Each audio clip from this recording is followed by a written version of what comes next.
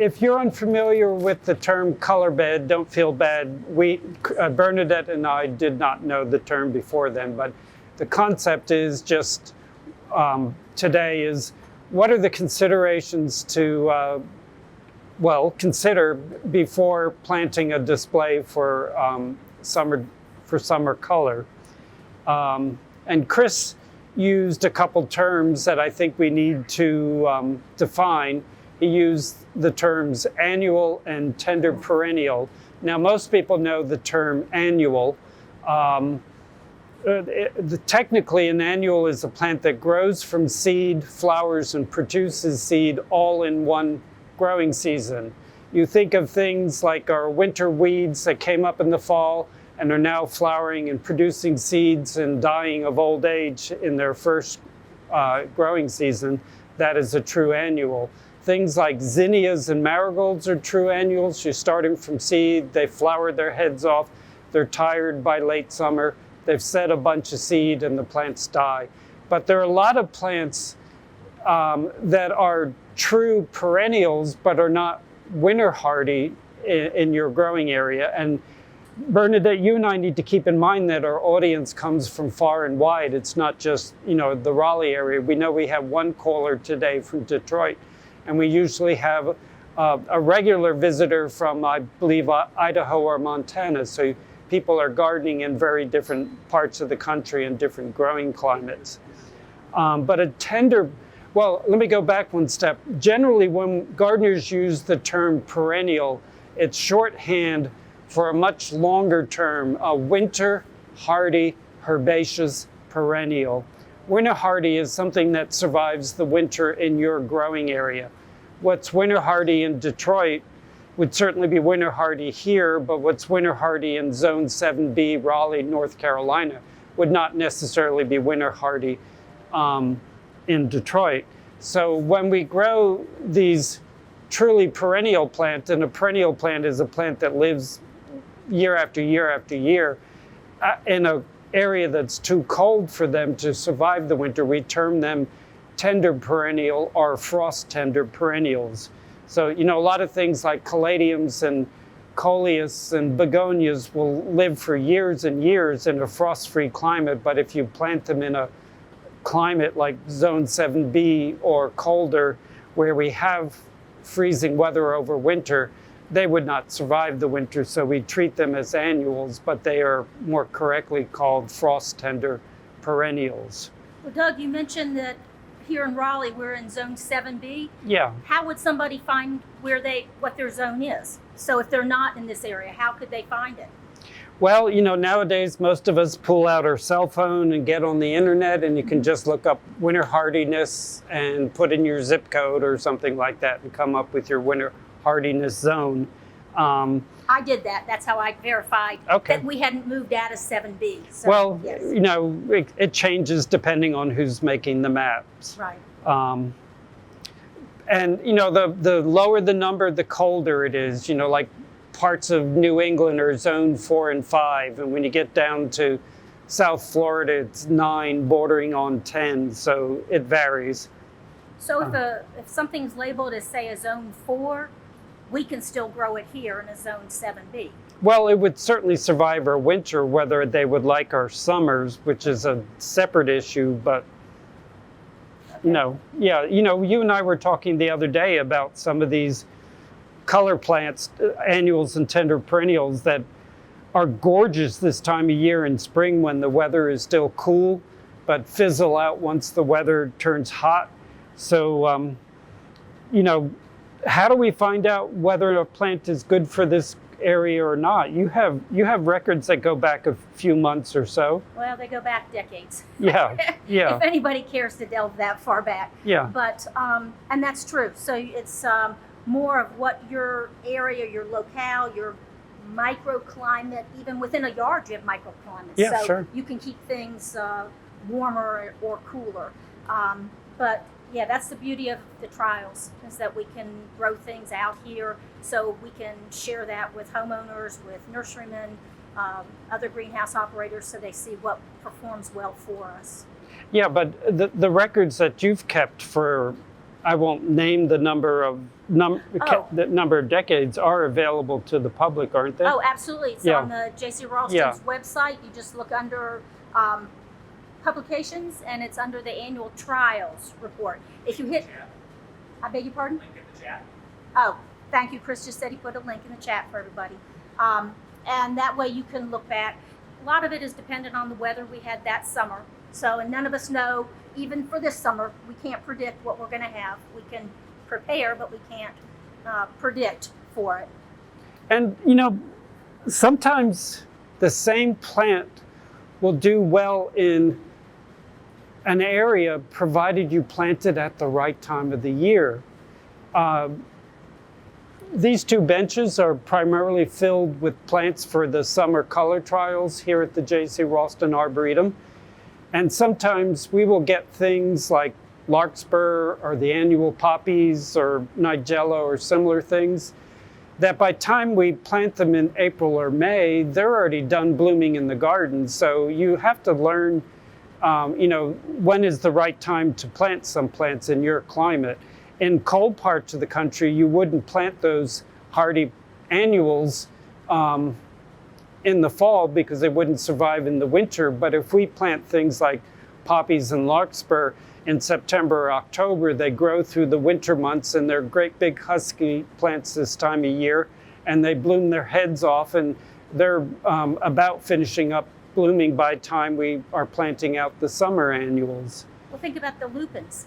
Oh, that, yeah. Several years ago, I had a company submit them, and unfortunately, planting, as Doug said, in the early part of the summer, the late spring, really was not kind to the lupins because they did fizzle out. But when we planted them, then that fall, in the spring, they were awesome. They were jaw-dropping. They were so beautiful. Right before they had to be pulled out, getting the soil prepped for the summer trials. But they were just amazing. Yeah. And we've mentioned knowing your winter hardiness zone. You know, as we mentioned, we're in zone 7B here in Raleigh. But for planting at this time of the year, what's even more important is to know your last frost date, the day when you're most likely to be past the time when you would have a frost. You know, we're all eager to plant things for summer color, but it's not wise or advisable to plant them before the last frost date. Our last frost date in Zone 7B in Raleigh, North Carolina is usually about April 15th. And today is April something or another. What is it? Today is the 5th? Oh, 6th. I'm being told it's the 6th. Today is April 6th. So, you know, we're 9 days from our last frost date. And, you know, we could probably plant out something and get by. But like this weekend, we have 2 or 3 mornings when it's going to be in the low 30s or in the 30s. And that won't kill things. But if it's a heat-loving thing like these begonias or tomato plants, sweet potatoes, they're going to grumble and get set back if they go into cold soil and experience a couple of chilly nights. So don't be in a rush to plant these things. Find out when your last frost date. You know, again, you could probably find that out online or talk to your, you know, maybe you have a neighbor who is a gardener, or maybe you're a master gardener or something. But that's not set in stone. Even though you say April 15th, we can potentially have a frost event. It's just highly unlikely. So, as you were saying, it's best, especially for things that are a little more sensitive, to hold off on those. As hard as it is for all of us that want to get our tomato plants out there, be the first in the neighborhood to have a tomato, that's not really a smart thing to do. You need to hold off on planting. Yeah. So what other considerations do we need to take in before we start selecting plants? I would highly suggest that you take a soil sample, especially if you're planting into the ground in your yard. Soil samples are free to North Carolina residents, courtesy of we've got company that's coming in to look at the strawberries that we share. Anyway, this is a box that you can get from your local county extension office. You can go around about maybe 6-7 places in your yard, dig down, say 3-4 inches, and throw that soil into a bucket, and then just stir it all up, put it into the container, and you can take it to your, like I said, the local county office should be able to send that off for you. As I said, it's free to North Carolina residents. It's free during certain months. I think it's April 1st to, is it the end of October, or is it October 1st when it switches? I know it's April 1st to sometime in early fall, and Okay. there's handy dandy instructions on the back of the box. The soil test is probably available in every state in the country. When I lived in Georgia, they charged, and that was quite a few years ago, they charged $6 a soil sample year round. But as Bernadette mentioned, in North Carolina, it's free for part of the year. The reason it's free is because there is a tax on our fertilizer, and that was started many, many years ago. So that fertilizer tax or additional fee goes to pay for this, and that's why we do. That's why so many other states, they pay for it. And, why get a soil test? Well, otherwise you're just shooting in the dark. If it's a garden space that's been gardened for a long time, there's a good chance you don't need additional fertilizer, because especially if you have some clay in the soil, that holds onto the phosphorus and potassium real nicely, and it becomes sort of slow release. Or if it's a brand new soil, you might need both lime and fertilizer, but you don't know until you get the soil test done. And you'll get back a sheet of paper with a whole lot of information, and you'll probably look at it and think, I can't figure this out, but there's really only a little bit of information you need to pay attention to, and that is the amount of lime and fertilizer and the type of fertilizer that they recommend. The rest of the information you can ignore, because it's just telling you, how much molybdenum is in your soil, and you could probably rest comfortably for forever without knowing how much molybdenum is in your soil. Were you about to say something? I would say the hardest part about taking the soil sample for us is folding the boxes. Nightmare. So, but this Yeah. one's folded, so it's ready to go. Yeah. Get these, the close number 1 first, number 2, and I often end up tearing that tab as I try to get that in there. Well, I don't want to take the rest of our time together showing that. As Doug said, the soil test also will tell you the pH of your soil. Yeah. That'll tell you whether it's an acidic or an alkaline type soil, and as you mentioned, the lime will help you regulate if you need to change it. There was something else I was going to tell you or ask you about. Oh, so with plants, most plants prefer what range of pH to grow in? Slightly acid, like 6.5 is ideal for the majority of plants. If you're growing something like blueberries or azaleas, they like it slightly more acidic, but the widest range of plants like a slightly acidic soil, about 6.5. And if you've been in a habit, or you're in a garden where somebody was in the habit of applying lime on a regular basis, and they've made the soil alkaline, which is the opposite of acidic, it's really hard to acidify soil again. And if you made your soil alkaline, there are a lot fewer plants that are going to be happy in that. And the pH also affects the availability of the other essential elements in the soil. So you want it to be 6.5 and not more acid, and you don't want it to be alkaline. Well, as you said, the 6.5 is the optimum for growing plants. With that said, I recently took a soil sample in my yard, and it came back saying that I had 5.7, and my plants are still growing fine. Yeah. So they're very forgiving. Most plants are very forgiving, and you have a fairly wide swath to work in. So don't agonize over, I need to be exactly at 6.5. And, we need to keep in mind that some of us are going to be growing things in containers rather than in ground. And if you're using a good quality bagged potting soil in your containers, and even if it says it has some fertilizer on it, basically assume it doesn't have any fertilizer in it. And then you can go several ways to fertilize them through the growing season. You could use one of those water-soluble fertilizer and follow the directions on the package of maybe once or twice a month or something like that. My preference in a container are one of the time-released fertilizers, those little polymer-coated beads that, depending on which formulation you buy, they can feed for a number of months. My preference is a 6-month time-release fertilizer because that fits nicely into like the summer containers, and then the next 6 months would be for your winter containers. But there are other growing conditions we need to consider before we start making plant selections. Your exposure would be another thing. After you get your test result back and you amended what you need to do, where you're planting, is it in full sun? Is it in deep shade? Is it part shade?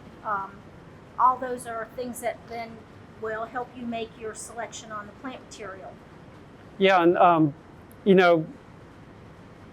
there are plenty of parts of gardens that have sun for a short period of time, but generally, if a plant is described as wanting full sun, they need at least 6 hours of sun a day. So, if you have a spot where the sun shines on it for an hour, that would still be considered a shady spot. Our sun is strong and hot, and most of the plants that like sun are happy with just 6 hours of sun, but there are certainly plants that are happier the more sun they have. I think lantana's not ever showing its best unless it has full sun most of the day. But most things get by with less and Right. perform satisfactorily with less. I think with the exposure descriptions, the one that causes the most stress with all plant people is when they start saying part this or part that. So part sun, part shade. And so part shade just means that it's still getting, like, say, 4 hours of light a day, but those hours are probably the morning time, not the afternoon. The afternoon sun tends to be a lot harder, a little more brutal on some plants. But don't let that worry you. Just like I said, just knowing if it says part shade, think of earlier in the day getting most of its light. Part sun, it can get light in the morning and then some in the afternoon as well. So, and it doesn't have to be continuous hours. No. It can be, all of our yards with other trees and stuff, it's dappled. And so you may get 3 hours one spot early in the morning, and then it's not till later that you pick up your other time. Yeah. And when it comes to plants for shade, there are plenty of, summer annuals and things we treat as annuals for the shade garden. But I always like to keep in mind that usually the more limiting factor in a shade garden isn't the amount of light. It's that shade gardens often are very dry because the plants are competing with the trees that are casting the shade. Now, if you had a shade garden where the shade was maybe because it's on the north side of the house and they're not competing with trees, it's a whole lot easier on most plants. So just keep that in mind, that moisture can be a big issue in a shade garden. And well, when we've touched on moisture, so now, we need to consider whether the growing area, is it a dry site, is wet site? If it's a wet site, you have to choose your plants carefully. Plenty of plants that thrive in a wet spot, but not just anything. And then if it's a dry spot, do you need to select things that are drought tolerant? Or are you going to water it regularly enough to make up for the fact that it's a dry site? So there is that issue. Well, I think all gardeners have learned that they can get away with putting the drier tolerant things further from where the hose reaches. We all tend to be a little lazy, so whatever is close by usually gets watered. Especially if it's outside the range of the hose, it's not treated as kindly, maybe. Well, and remembering again that our audience is from many parts of the country. Some parts of the country have great restrictions on the amount of irrigation you can do, and even in the wet east, we certainly have dry summers when we're limited to the amount of watering we have to do. So it's often better to plant things that are tolerant of the dry growing conditions of that site, rather than being enslaved and having to water them all summer long. Well, then you also get asked, when should you water? When's the best time to water? What do you mean, time of day? Time of day. Oh. Yeah, because people often want to know that. It's generally better earlier in the day so it has time to dry off, so you don't have standing water on foliage going through the evening hours, especially if there's any fungal spores present, that kind of thing. So but there again, it's not a hard and fast rule. It's if you work and you can't water your stuff to get off, you water it when it's necessary. When you have time. Yeah. And some people like to stand in the garden and then shower their plants. It's a little bit like petting the dog. But always, even if that's your greatest joy in life, remember that we need to be watering the soil and not the plants. How much water do you typically do? Till it runs off? No, well, hopefully your soil I'm on a slope, so it runs off pretty quickly. Then you have to water slow. That's slow, right. slow. If the soil is truly dry, water it and then start scratching around in the soil, or especially if you're watering it with some kind of irrigation device. This is my imitation of one of those oscillating fan sprinklers. As opposed to right, okay. That type. Yeah, God, we can start a comedy routines on. I know. It's easy to think that you've run the sprinkler for an hour, so the soil should be saturated. A good thing to do is, actually go in the garden and start scratching down in the soil, and you might realize that sprinkler has spread a little bit of water over a very wide area. So even though it ran for an hour, you've just barely broken through the mulch. So that's a good thing to do. Or put out little containers like, the thing people always said was tuna fish cans, something broad and shallow. Could be anything to capture some of that irrigation water, so you can see whether you put out 1/10 of an inch or 3 inches of irrigation water.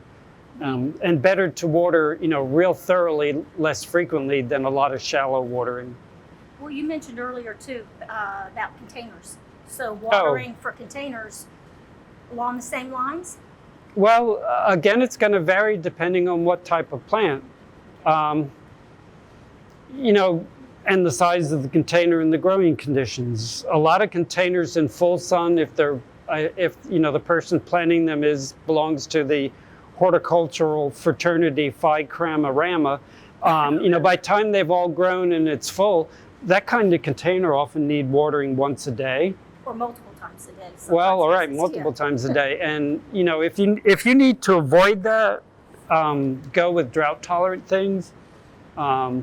Or the flip side of that, grow water plants in a container, because without a drainage hole, that container can hold enough water for those aquatic plants for most of a week. So it's odd that you could go either aquatic plants or drought tolerant plants and end up with containers that you don't have to water once a day.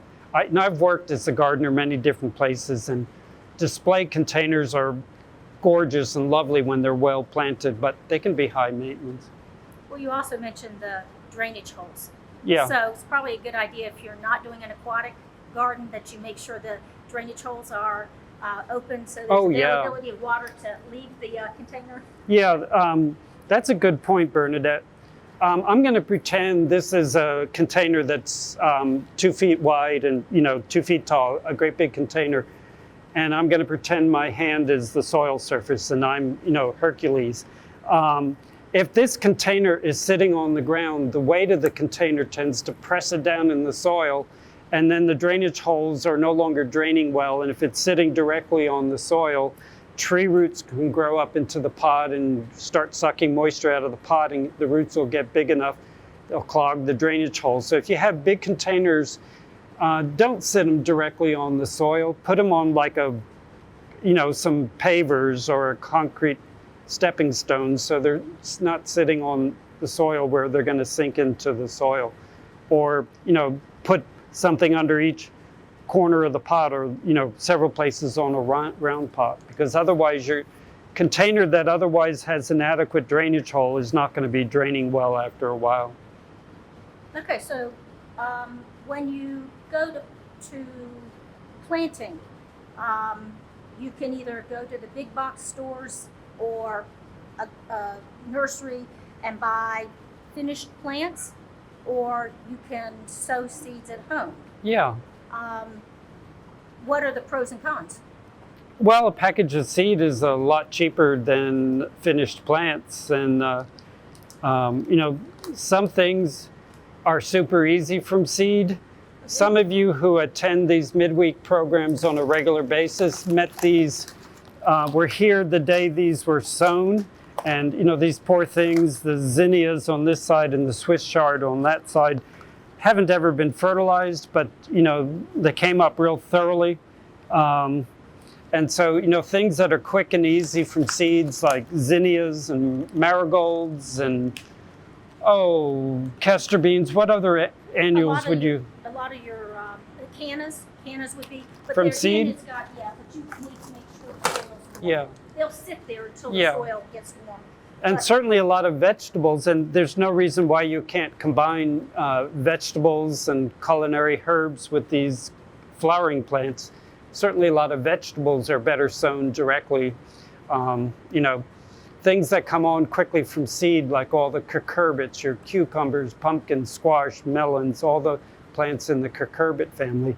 Things like okra and beans and those are some of and corn. Those things are much better sown directly because they grow so quickly once they germinate that they quickly get pot bound in a cell pack. So buy the seeds, sow them, and you can witness the miracle of germinating seeds. Well, the other thing is, I was going to say, it's easy when the seeds are big. And that's what I was trying to. So most of the seeds you talked about are big, and I don't know if that you can see. I mean, so they're easily held in your hand. You can space them out behind you, or out in the garden. These are zinnia seeds. Zinnias, very easy. Oh, you got it. Yeah, and zinnia seeds will germinate in 3 to 5 days. So it's a great thing to sow if you have young people who are impatient because they are young people. But, these begonias, I don't know, did you put a date on? You don't put a date on when you sowed them. You do? On the back. Okay. It's 203. It's the 3rd of February. All right. Begonia seeds are as fine as dust. So these were sown on February 3rd. It is now April 6th. So these are a little bit more than 2 months old. So, this is something you would not sow directly in the garden, in the ground, or in the display container, but they're easy enough to start from seed. Well, that's a pelletized version of what you got there. And what they do is they coat the individual seed, and these are very well coated because I say it's dust. The begonia seeds they're look like dust. They're just dust. I think I'm going to sneeze. Oh, want to move it away then? Yeah. So, I don't want to discourage anybody from starting seeds that are slow and need to be started in the container because you'll have a great amount of success, but they are not ones I would sow directly in the garden. Now, are we at the point where we might talk about selecting plants? I want to tell them about Yeah, well, labels, that would be but the first step. Yeah. Okay. Go ahead. Oh. Yeah. Where do you find the information you need to know to see if the plant is suitable to your growing conditions? It's easy to go in a garden center and just want to buy everything that's pretty. But, a little research either on the label or on the internet, and you can find out whether or not it's something that's going to do well for you. And then on the back, Tell them about it. What information? The front, this is just one of many different styles of labels. This company sends one out. It has the name of the plant. It's for a Coleus, and then it has that it's sun to shade, so it means that it can take being out in the sun, it can be in a shady area, and anything in between. Then it also has on there the spacing. It's 11 to 20 inches apart. You and I were talking about this yesterday.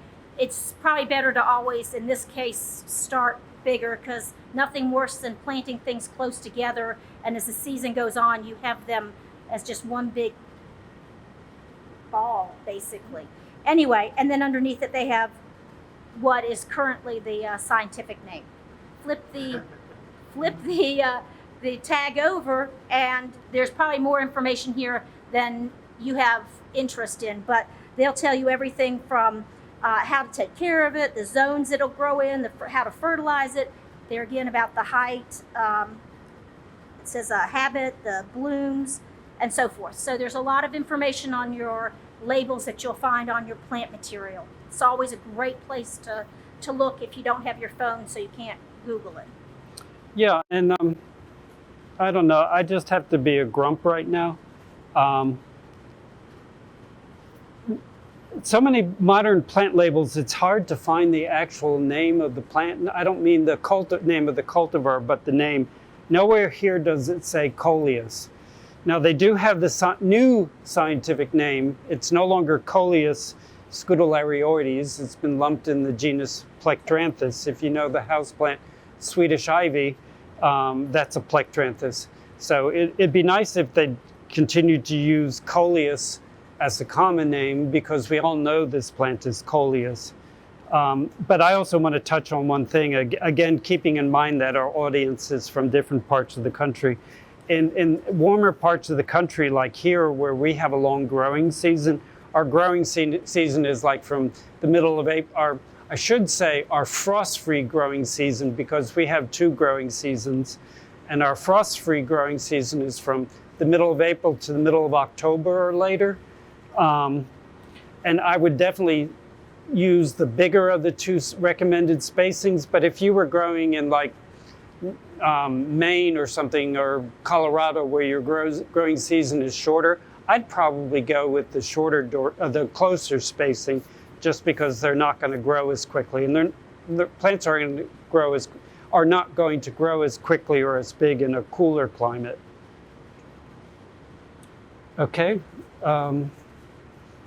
What else? Do we want to highlight a few plants or something, or do we have more to talk about? Or are there lovely questions to answer? I don't know about questions. I know people generally ask, once things are established, about possibly cutting things back, pruning things back, deadheading, those kind of questions. And with deadheading, I guess the generic rule of thumb would be so what is deadheading? Is that a rock band or something? If I was to cut you off right okay. here, no. Okay. It's removing the flowers, the older flowers. Yeah. We call them spent, but the older flowers, they've changed colors. They may even look, like I said, dead. They're nice and brown. You'll go down to just below the flower head, go down to like the first set or the first green leaf and cut there. That way, that's sort of like a generic rule of thumb for deadheading. Do most of these plants need to be deadheaded? No. No. You know, as a kid, all petunias were grown from seed, and they generally bloomed much longer and much better if you pinched the spent flowers off. The modern petunia is like heads and steroids. Yeah, they're amazing. They just go nonstop all summer without any deadheading or anything. But sometimes we deadhead something just to improve the appearance. Some salvias they will bloom just as much if you don't deadhead them, but you end up with lovely new flower spikes and dead flower spikes that bloomed months earlier. And so if you want to just improve the appearance, you can snip those off. You were talking about petunias. I still think sometimes you'll see later in the summer they'll get little leggy, they stop blooming, which can be several things happening at one time. That's when I call give them a haircut. Sure. You trim them back. Just take a good set of scissors, or you could take pruners and go through and take, I think they tell you about a third. I've been brutal. I've given them crew cuts where they're more like half of what's existing, not half of the original plant, half of what's currently existing, but about a third to a half you can remove, and then generally 2-3 weeks later during the summer months they generally bounce back, so you end up with a nice covering of new blossoms. You've also promoted some side shoots, so with the side shoots you should have some more flowers as well. Yeah, and some of the things that we might start from seed from zinnias if you've gardened in a climate where your growing season is long and you sow these in the garden after your last frost date, so let's say mid-April, these will be pretty ratty by maybe the middle of July, but that's a perfect time to sow a new crop of zinnias or marigolds or some of the other annuals that are quick from seed. And then those will come on quickly and bloom superbly up until a hard frost in October or later. So, instead of deadheading them, when something like a zinnia or a marigold starts to look ratty, just sow a new crop and rip out the old ones. And I thought one other thing, going back to fertilizer, I am very against fertilizing when we don't need to fertilize, partly because it's a waste of money, but fertilizer is also a really bad pollutant in runoff that ends up in lakes and streams and oceans and stuff and causes algal blooms and stuff. And but I do, annuals and the things we treat as annuals, we need to get out of them what they can do in that one growing season. They're not in there for the long haul like a tree or a hardy shrub. So, when they're first planted, I think it's a good time to give them a shot of liquid fertilizer, a shot in the arm, just to get them off to a quick start. Well, I don't know if we want to pick up just a few things and Yeah. show them, like for sunnier locations. Or... Well, anything you want to talk about. I wish I could reach way over. Well, no, our camera wizards can find that plant in that back corner with that purple foliage. Is a Tradescantia, a spiderwort, and that is a new one. What is the name on that, Christopher? Cultivar name? Purple Queen. Purple Queen. I don't know if it's any different than the Tradescantia Purple Heart we've grown for years. And, sometimes the things that are sold as annuals, because something like Proven Winners is marketed across the whole country, sometimes they are things that actually prove to be winter hardy for us. But, plants with colorful foliage will add color all summer long. Is that the Setcrecia? Used to be called Yeah, Setcrecia yeah, years it ago? used to be Setcrecia, and then they lumped it with the Tradescantias, and I don't have any problem with that because it sort of makes sense. Well, yeah, you also, when you pointed that out, you were saying stuff about adding color to the garden. We have Coleus, and Coleus is another one that you don't grow it for the flower. You're growing it because of the colors, the color patterns of the plants themselves. So you need to remember things like that when you're getting plant material for your garden, that it doesn't have to be necessarily something that blooms. It can be something that you're going after the foliage.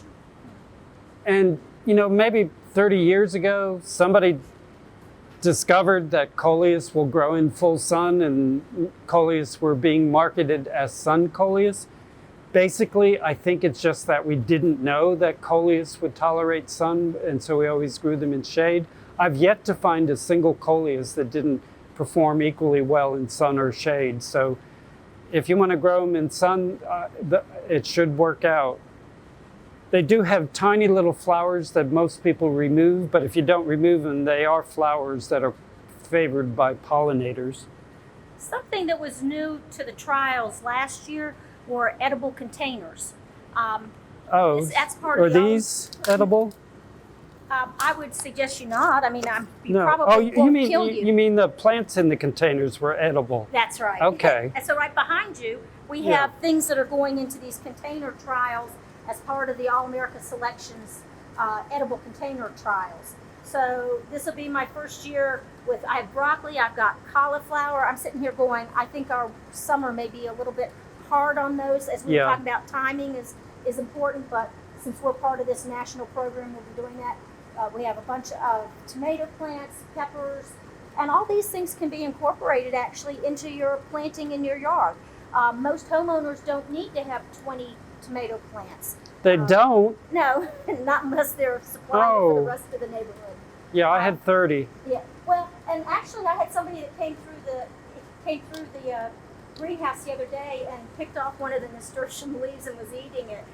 That's something you can eat, you know. Yeah, well, and nasturtiums are a fine example that they do double duty, because you could grow them just for the beauty of the flowers. The foliage is rather pretty too, but the flowers are edible. I don't know that you could survive on them, but they're nice additions to a salad. Right, right. Chris, were there any questions that have come along? We've told them everything they need to know. I've taken care of the questions. Okay, well, Up to date. Oh. In the chat, I just did get a question that I was just starting to type the answer in. Someone asked about getting permatill by the bucket. I'm not heard by the bucket, but some of the mulch companies do have it by the cubic yard, and they can deliver them. And economics-wise, that is the way to go for getting permatill, because by the bag can be rather expensive, but by the yard is far less expensive.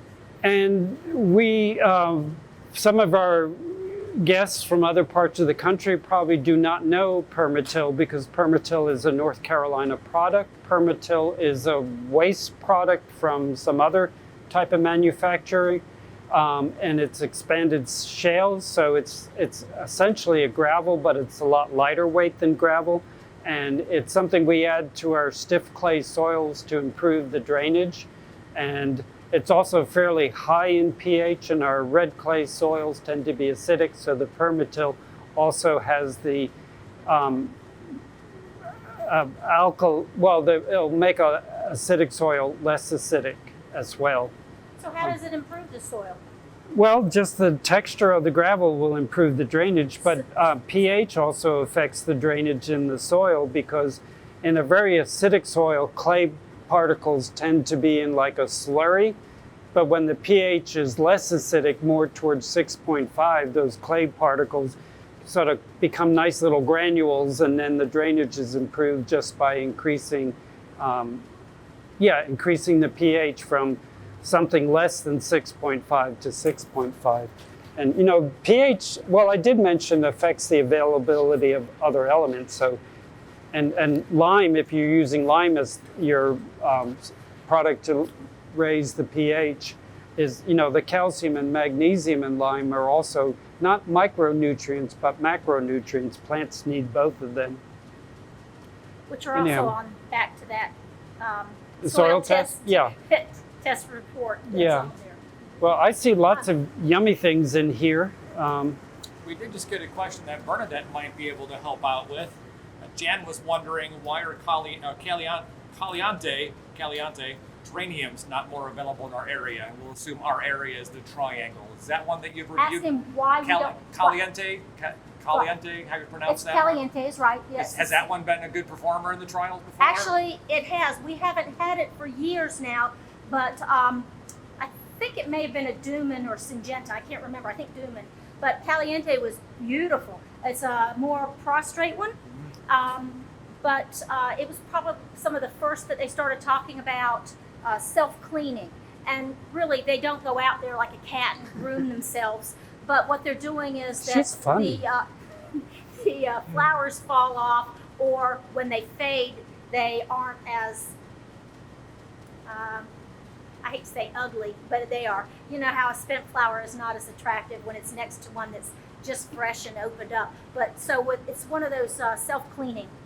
So it sounds like the growers may have moved on to something newer then. Is there something similar that you've seen come through the trials more recently? Unfortunately, no. As a matter of fact, we have very few geraniums come through. I think part of it, they found that they do well for us. I personally feel that geraniums need to be in a container, not as a bed. And that's one that you, the big spiky heads, you need to deadhead, just so that for our series, that they look decent. And you're not talking about the hardy geraniums, but the things we use geranium as a common name, but the scientific name is pelargonium, which are often called the florist or zonal geraniums.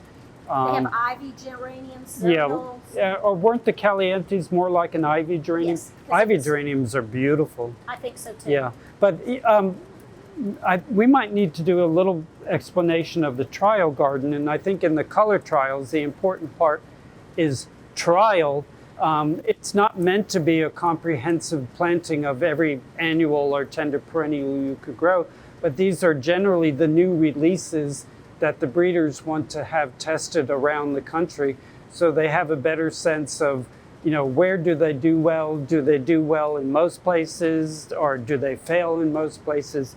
So we are not, the purpose is not to exhibit the tried and true, but to trial new things. And so because we're trying new things, sometimes they look absolutely awful by midsummer because they prove that they're not good for our growing conditions. Or maybe you liked them and they didn't last the whole season, but they were stellar at the beginning. Yeah. And you have a party at your house in the early summer, and that's something you could put in there knowing that you're going to end up ripping them out and putting something else in. So you can plant according to your needs that way. Well, and I bought myself a cineraria earlier this week.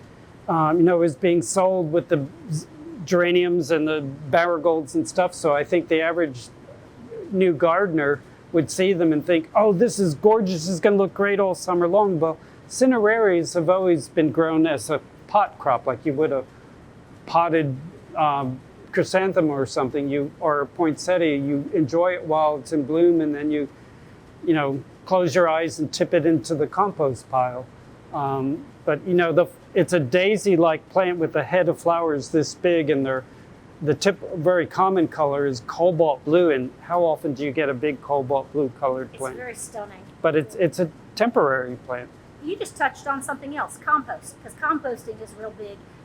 Why should anybody compost? First of all, it's an easy way to get rid of all your scraps and your stuff out of your yard. And it's also, if you do your own, it's free, and it's a great amendment to your soils. It's what Mother Nature does season after season, and something that we all can easily do. And as I said, it's just a cheap and good amendment for your soils. Well, so I got a little personal question for you, Bernadette.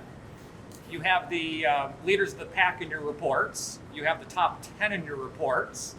But should you choose just the one plant that you really want to have for your home landscape, and it doesn't matter where it is in your yard, sunshade, good soil, bad soil, who knows what, that'll magically change based on your plant, what would be the one plant you really would want to garden with?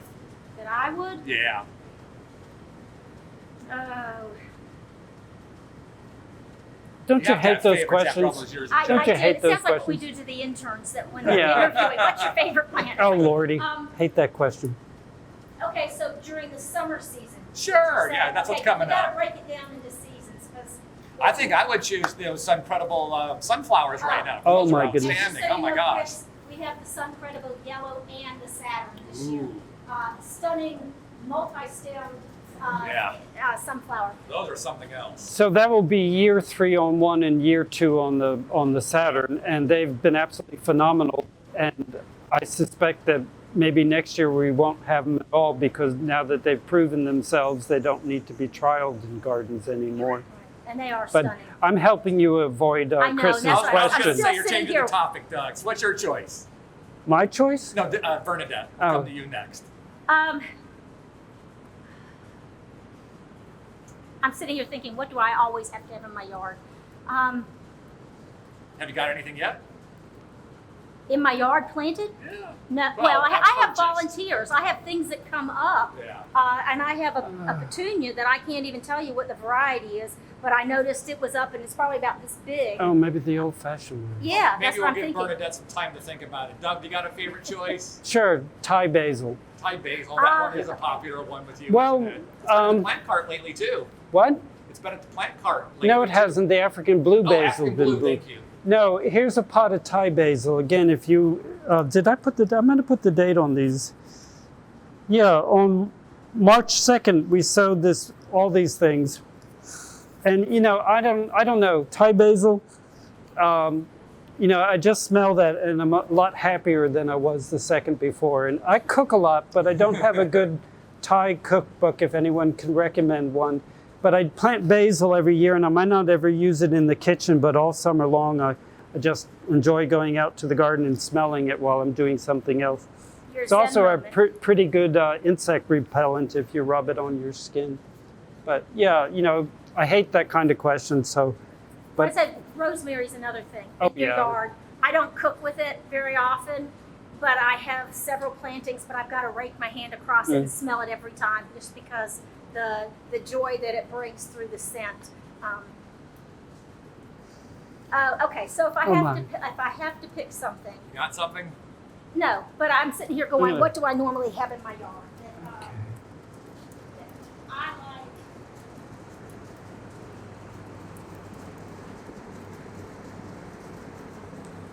Let's see. That's not a bedding plant. I have bits. I And haven't been raised your bits. tender perennial. Well, okay. So apparently Bernadette's in the wrong field. Okay, something that I used to really hate. Oh, someone said your mic died. Let's get you a replacement real fast. Did you press mute with the? oh, there's the sunflowers. Okay, I did. Oh, I did one too. Is it already on? Yeah. Something that years ago I used to hate that I've had to come back to at. Ooh. Oh, I'm sorry. Yeah, it's got spines on it. Anyway, would be petunias. I used to say I hated them. Like, do we really need another petunia? Because there are so many, and they're all just slight variations of the same one. So, like, it's like, how many different shades of pink do we need? How many different shades of red? That kind of a thing. But I've gotten to where, when I first started, they were more of the bushier types of plant material. Is this not right? Is it okay? I'm sorry. I've done something. Oh, do you want to talk into my mic? Okay. Anyway, so like I said, they used to be more clumpers, and over the years they've evolved, and we were getting more of this spreading. That came about with the Serfinias, with Suntory, doing the more prostrate growers, and I've gotten to where I've sort of liked those. But even with that said, I generally don't have many in my yard, but I do like petunias. I've had to eat my words. Do you ever eat petunias? I wouldn't eat things in that family. No. Doesn't that make you happy? Yes. I don't know. You got to catch it with the sun on it. This was delivered to Bernadette as a mixture of Coleus. Each plug looks like 3 different There's 3. cultivars. Mhm. Yeah. It's a combo. And I don't know. That just makes me smile. That's a happy thing. And Coleus love hot weather. Well, actually, Coleus is one of the things that starts to grumble when the nights start to cool off in the fall. When it starts to be below 50 at night, they start to grumble. But they sure are happy in our hot, humid summers. And there's a Coleus for everyone, from leaf shapes to colors to patterns. There are so many of them. From subtle to gaudy. Oh, if you want to. And you don't have to limit yourself to the flowering plants. Go with something architectural like a agave. This is a frost tender agave desmetiana Joe Hoke.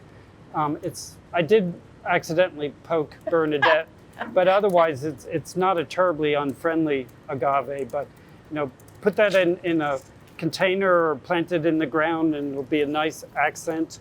Or just something with big bold foliage like this Japanese Aurelia fatsia, which is winter hardy here generally, but in a colder climate you could use it for the summer and then overwinter it in a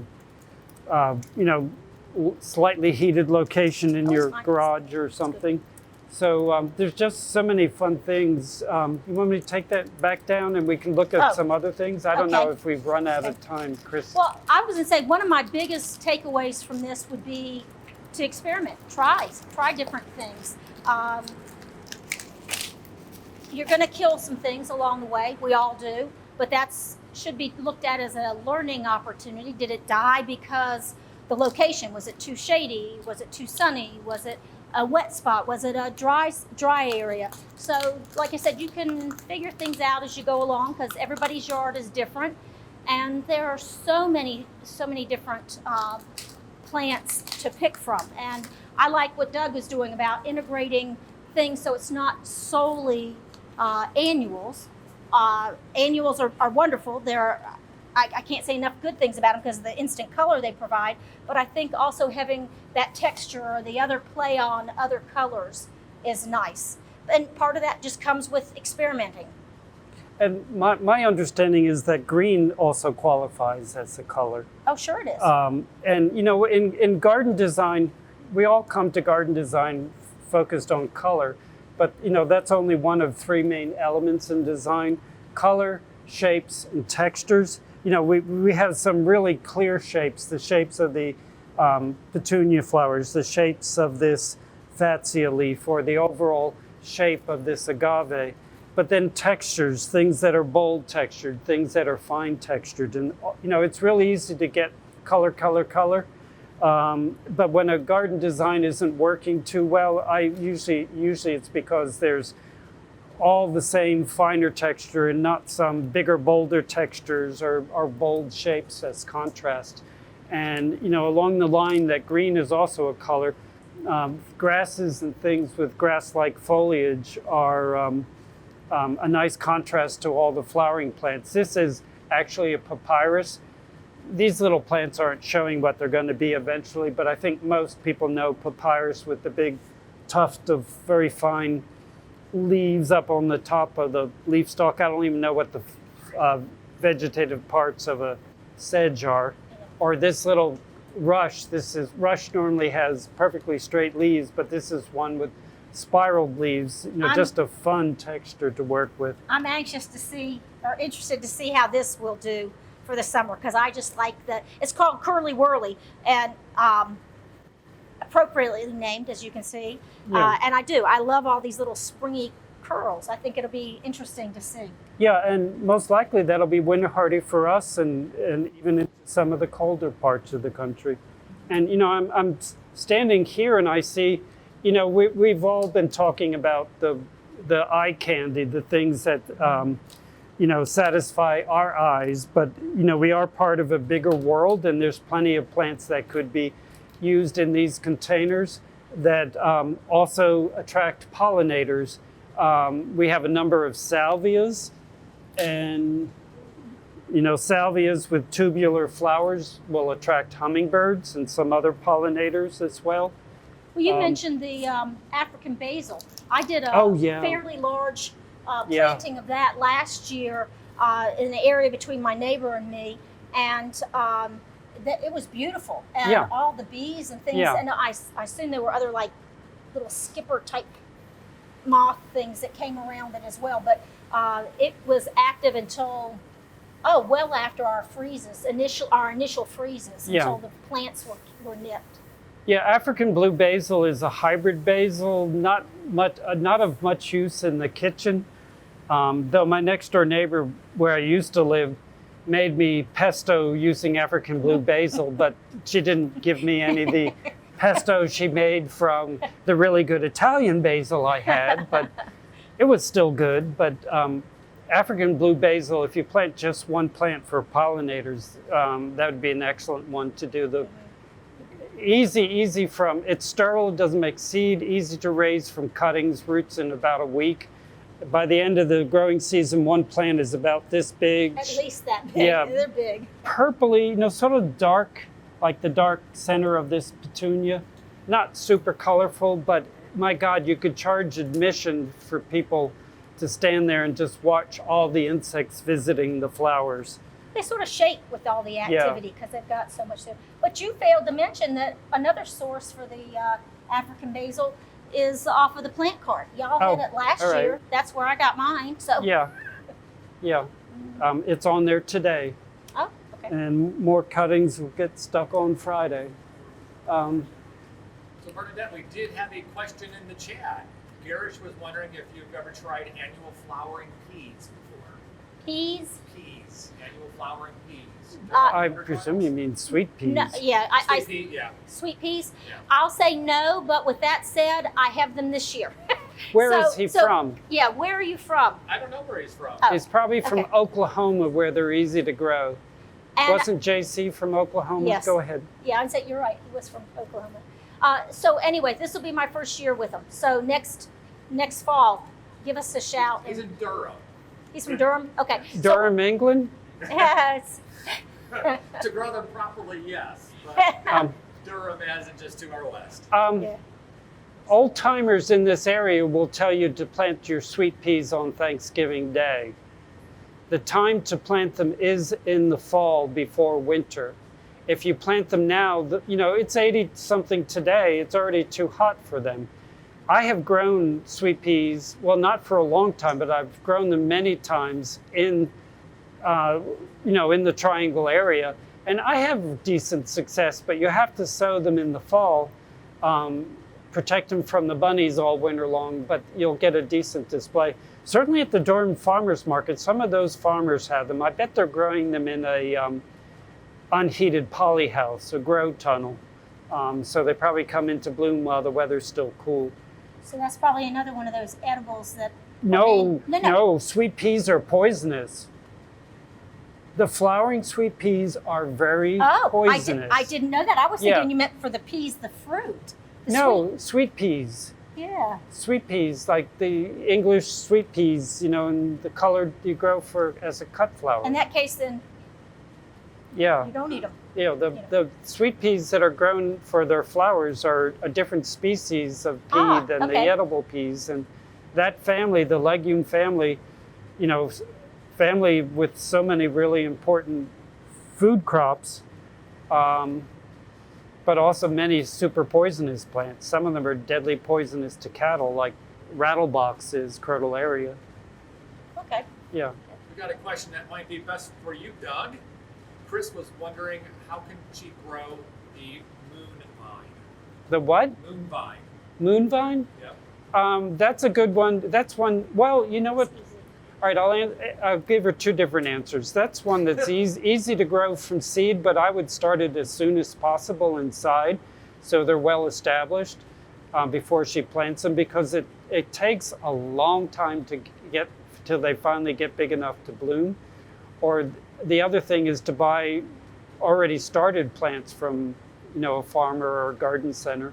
I certainly see them for sale. And they are beautiful, so it's nice. Yeah. The moonflowers. Yeah.